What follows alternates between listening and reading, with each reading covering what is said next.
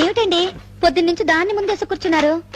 దరిద్ర tape recorder second hand లో చౌక దొరికిందని కొన్నాను. ఇప్పుడు రిపేర్ చేయలేక 2 చేతులు పడిపోతున్నాయి. నాకు మ్యూజిక్ అంటే ప్రాణం. పాట వినకపోతే నిద్ర పట్టదు. మీరు పాట వినాలంటే నేను పాడినా ఏంటి? ఏమిటి నువ్వు పాటలు పాడతావా? ఏంటండి మరి అంత తేలిక తీసేశారు? మా ఆశ్రమంలో ఫంక్షన్లు జరుగుతున్నప్పుడు పెద్ద పెద్ద వాళ్ళు వచ్చినప్పుడు నా చేత పాటలు పాడించేవారు. పాటలు పాడుతున్నప్పుడు ఒకటే చప్పట్లు చప్పట్లు కొట్టే కొద్దీ నేను పాడేదాన్ని. మరి ఇన్ని రోజులు నాకు ఎందుకు చెప్పలేదు డార్లింగ్? ఏదో ఒకటి వదులు. తలుపులు ముయ్యండి. ఏ ఎవరిని వింటారనా? కాదండి, నా పాట మీరు తప్ప మీరు ఎవ్వరూ వినకూడదు. నా పాట మీకే అంకితం. ఓ ఏం కొట్టేవి నచ్చలక. వస్తానుండు, నీ పాట నాకే అంకితం. ఓకే, ఏది పాడు.